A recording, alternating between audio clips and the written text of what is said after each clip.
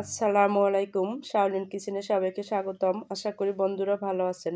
আজকে আমি আপনাদের সাথে শেয়ার করব নরম তুলতুলে খোলা জালি পিঠা। চলুন দেখে নেওয়া যাক এটা আমি কিভাবে তৈরি করি। এখানে নিয়ে নিচ্ছি 2 কাপ আতপ চাল। চালটা আমার ফ্রিজে। এর সাথে দিয়ে দিচ্ছি সামান্য পানি। এখানে অল্প অল্প করে পানি দেব আর একটা ব্যাটার তৈরি করে নেব।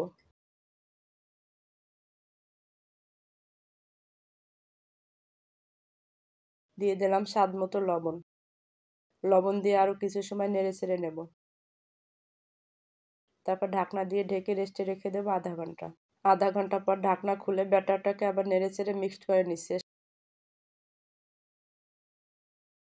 এর সাথে এখন দিয়ে দেব 2টো ডিম।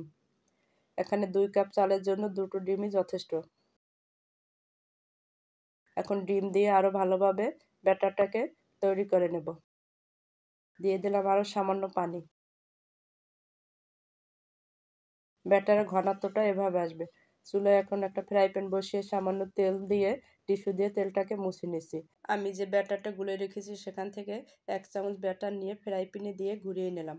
এভাবে ঘুরিয়ে নিয়ে চুলার উপর দিয়ে 1 মিনিট অপেক্ষা করলাম। দেখুন বন্ধুরা, তৈরি হয়ে গেল অসংখ্য ছিদ্রযুক্ত নরম তুলতুলে খোলা জালি পিঠা। এখন পিঠাগুলো আমি একটা প্লেটে তুলে নিলাম। একইভাবে আমি বাকি পিঠাগুলোকেও ভেজে নেব।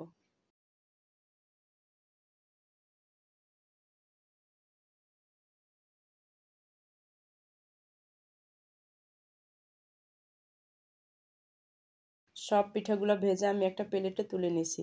দেখুন পিঠাটা কতটা নরম এবং তুলতুলে হয়েছে। আপনাদেরকে একটা ভেঙে দেখাই দিচ্ছি।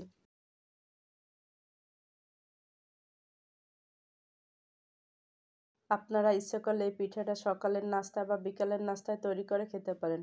আপনাদের যদি আমার এই খোলা জালি পিঠার রেসিপিটি ভালো লেগে থাকে আমার ফেসবুক পেজকে ফলো করবেন, ফ্রেন্ডস এবং ফ্যামিলিকে শেয়ার করবেন এবং আমার ইউটিউব চ্যানেলকে সাবস্ক্রাইব করে বেল আইকনটি বাজিয়ে রাখবেন যাতে নতুন ভিডিও পেতে পারেন।